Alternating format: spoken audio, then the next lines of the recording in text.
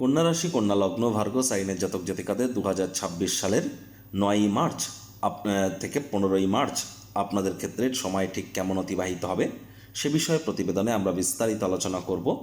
তার আগে আপনাদের জানাবো, এ সপ্তাহে কিন্তু আমরা শীতলা অষ্টমী এবং পাপমোচনী একাদশীও পরিলক্ষিত করতে চলেছি। প্রতিবেদনটি অত্যন্ত গুরুত্বপূর্ণ হবে, তার কারণ প্রথম কথা, আপনাদের রাশির মালিক রাশিধিপতি বুধ তিনি কিন্তু পুরো সপ্তাহটি জুড়েই বক্রী থাকছেন। আবার গুরু বৃহস্পতি আপনাদের কর্মস্থানে কিন্তু বেশ কয়েক মাস পর তিনি এবার মার্গী হতে চলেছেন নিজের নক্ষত্রে। প্রায় 1 বছর পর আপনাদের পরিবার, বাণী এবং অর্থের ভাবের মালিক, আপনাদের ভাগ্যস্থানের মালিক শুক্র তিনি কিন্তু উচ্চস্থ হয়েছেন। দুর্দান্ত সংযোগ, কেন্দ্রীয় স্থানে শুক্রের উচ্চস্থ হওয়া। সূর্যের মীন সংক্রান্তি আমরা পরিলক্ষিত করব এ সপ্তাহেই। আবার অঙ্গারক যোগ, জড়ত্ব যোগ তো চলছেই। তাহলে স্কিপ না করে পুরোটাই শুনুন যদি ভিডিওটির প্রকৃত মর্মার্থ আপনারা উপলব্ধি করতে চান। পরিশেষে যেমন প্রতিকার নিয়ে আলোচনায় থাকি তেমনটি তো আছেই। আলোচনাটি ইন জেনারেল হবে, অর্থাৎ এই পৃথিবীতে যতজন কন্যা রাশির জাতক জাতিকা আছেন আলোচনাটি তাদের প্রত্যেকের জন্য। আপনি চাইলে আপনার ব্যক্তিগত গণনা এনি টাইম আমাদের দ্বারাই করাতেই পারেন। এর জন্য স্ক্রিনে আমরা নাম্বার দিয়ে থাকি। শনিবার রবিবার অফিসে এসে ফেস টু ফেস সাক্ষাৎ করতেই পারেন, অথবা by phone any time consultancy আপনারা নিতেই পারেন। তো চলুন আলোচনায় প্রবেশ করা যাক। কন্যা রাশি, কন্যা লগ্ন, ভাগ্য সাইনের জাতক জাতিকাদের কালপুরুষের রাশি চক্র অনুযায়ী আমরা ষষ্ঠতম রাশির আন্ডারে পরিলক্ষিত করে থাকি। আপনাদের রাশির মালিক গ্রহদের যুবরাজ বুধ। আর স্ক্রিনে আপনারা যে চারটি দেখতে পাচ্ছেন এটি কন্যা রাশির জাতক জাতিকাদের 2026 সালের 9ই মার্চ আপনাদের গ্রহগত গোচরের ছক ঠিক এমনটি কিন্তু দেখাবে। ফার্স্ট হাউস যেখানে 6 লেখা আছে গুলিয়ে ফেলবেন না, এটি আপনাদের ফার্স্ট হাউস। আপনাদের থার্ড হাউসে যেখানে 8 লেখা আছে চন্দ্র গোচর করছে বিশাখা নক্ষত্রে। চন্দ্র কিন্তু 2-2.5 দিন অন্তর রাশি পরিবর্তন করবে। সূর্য রাহু মঙ্গল বুধের চতুর্গ্রহী যোগ আমরা পরিলক্ষিত করছি আপনাদের অগ্রীণ শত্রুভাবে। রাহু মঙ্গলের উপরে রাহুর নক্ষত্র শতবিশার প্রভাব পরিলক্ষিত থাকবে। আর সূর্য কিন্তু এখানে 15 তারিখে মীন সংক্রান্তি ঘটিয়ে শুক্র শনির সাথে সংযুক্ত হবে আপনাদের পার্টনারশিপের হাউস কেন্দ্রীয় স্থানে। রাহু মঙ্গলের অঙ্গারক যোগ, বুধ রাহুর জড়ত্ব যোগ আমরা কিন্তু পুরো সপ্তাহটি জুড়েই পরিলক্ষিত করব। শুক্র প্রায় ধরে নিন আপনারা 1 বছর পর উচ্চস্থ হয়েছে আপনাদের পার্টনারশিপের হাউসে। শনি আপনাদের কেন্দ্রীয় স্থানেই গোচর করছে। ত্রিকোণপতি কেন্দ্রীয় স্থানে রাজযোগের থেকে কোনো অংশেই কম নয়। আর শনি মহারাজ নিজের নক্ষত্র উত্তর ভাদ্রপদে মার্গীয় অবস্থানে আছেন। গুরু বৃহস্পতি বক্রী অতিচারী আছেন নিজের নক্ষত্র পুনর্বসুতে, তবে বৃহস্পতি 11th of মার্চ কিন্তু মার্গী হয়ে যাচ্ছে। আর কেতু পূর্ব ফাল্গুনী নক্ষত্রে থাকছে পুরো সপ্তাহটি জুড়ে আপনাদের মোক্ষের ভাব, ব্যয়ের ভাবে। প্রথমেই যে বিষয় সম্পর্কে আপনাদেরকে আমরা অবগত করার প্রচেষ্টা করব, দেখুন শুক্র কিন্তু প্রায় 1 বছর পর উচ্চস্থ হয়েছেন আপনাদের পার্টনারশিপের হাউসে, 7th হাউসে যেখানে 12 লেখা। শুক্র উচ্চস্থ হওয়ার কারণে, শুক্র তো আপনাদের পরিবার, বাণী, অর্থের ভাবের অধিপতি। শুক্র আপনাদের পিতৃভাব, ভাগ্যস্থানের অধিপতি। সেই শুক্রের উচ্চস্থ হওয়া কোথায়? আপনাদের 7ম ভাবে। তাহলে যে সমস্ত কন্যা রাশির জাতক জাতিকাদের মধ্যে যারা অবিবাহিত আছেন, বিবাহের যোগ্য বা যোগ্যা, 100% আপনাদের বিবাহের যোগ কিন্তু তৈরি হতে চলেছে, বিয়ের ঘণ্টা বাজতে চলেছে। আদালত বা কোর্টে যদি কোনো কেস পেন্ডিং থেকে থাকে, কোর্ট বা আদালত আপনাদের পক্ষেই সিদ্ধান্ত বা রায় কিন্তু প্রদান করতে চলেছে।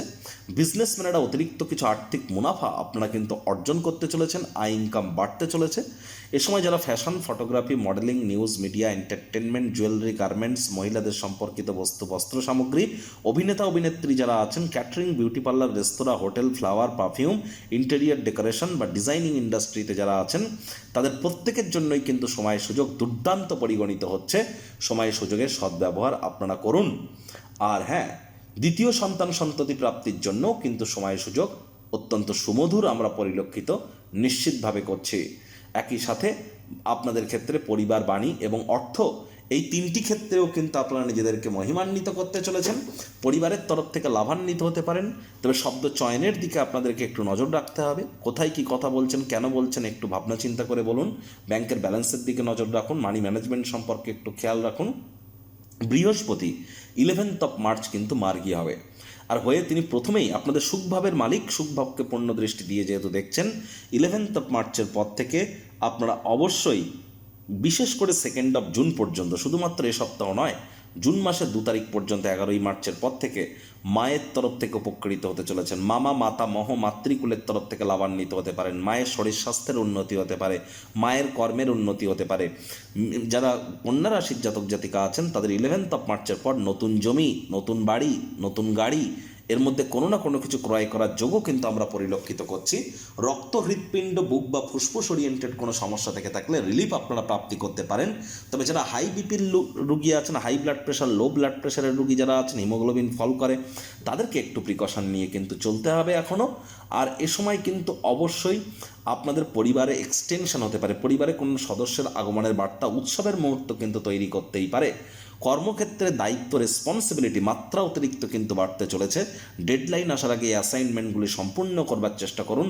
আলসেমি করলেই কিন্তু ক্ষতি, মাথায় রাখতে হবে শনির তৃতীয় দৃষ্টি কিন্তু আপনাদের ভাগ্যস্থানে থাকবে।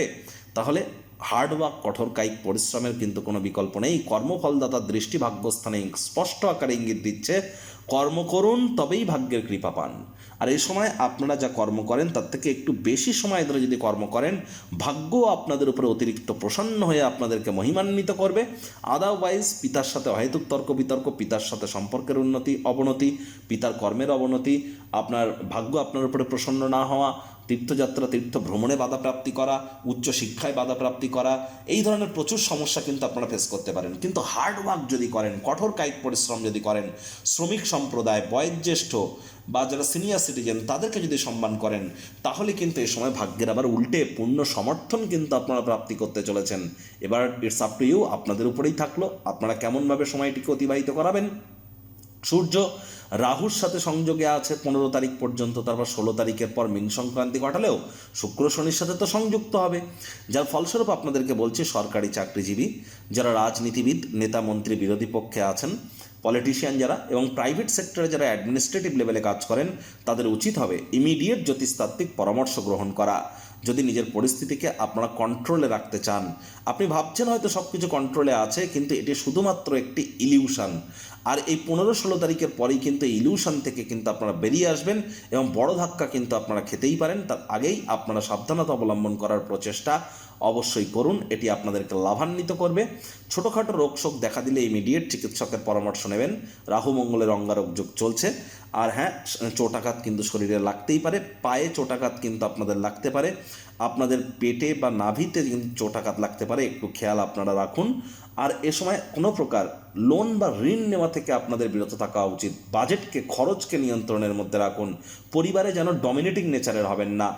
আর চেষ্টা করুন কাজের জায়গায় যদি কোনো প্রকার সিদ্ধান্ত গ্রহণের ক্ষেত্রে অসুবিধা হয়, জ্যোতিষতাত্ত্বিক পরামর্শ গ্রহণ করুন। বুধ রাহুর জড়ত্ব যোগ চলছে, ডিসিশন মেকিংয়ের ক্ষেত্রে একটু প্রবলেম তো ক্রিয়েট হতেই পারে। আর এ সময় যারা share market, crypto market, commodity market, currency মার্কেটে ট্রেডিং করেন, খুচরো ব্যবসায়ী যারা আছেন, যারা মুখনিসৃত বাণিজ্য দ্বারা অর্থ উপার্জন করছেন, বুধ কিন্তু বক্রী, খুব সাবধান।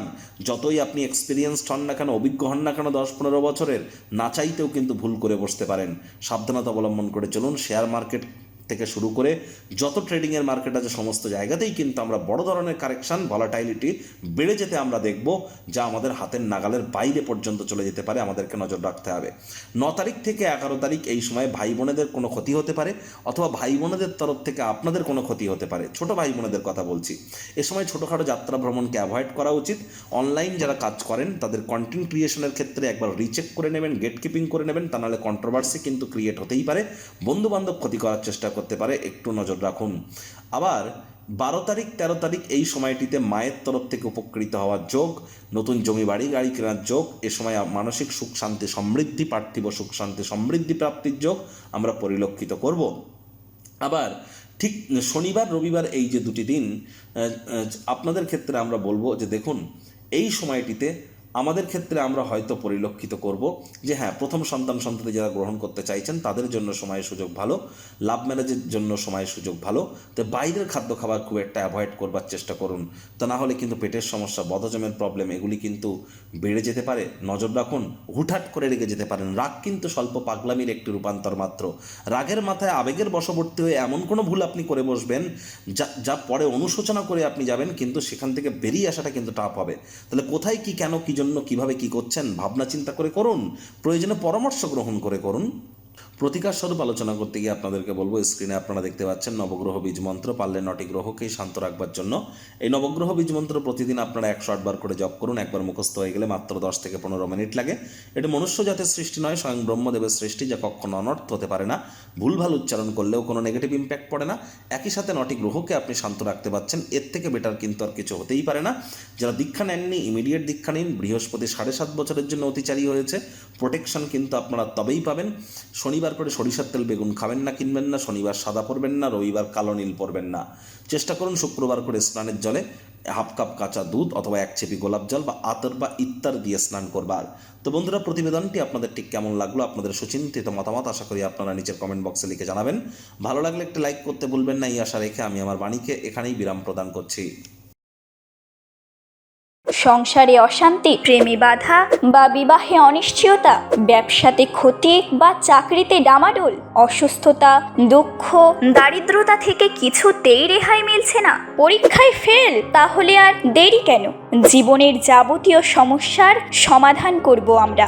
বাস্তুশাস্ত্র, সংখ্যাতত্ত্ববিদ্যা, লাল কিতাব, বৈদিক জ্যোতিষশাস্ত্র, কৃষ্ণমূর্তি প্রভৃতি পদ্ধতিতে জন্মছক বিচার করা হয়। প্রয়োজন অনুভব করলে স্ক্রিনে ফ্ল্যাশ হওয়া নম্বরে যোগাযোগ করতেই পারেন।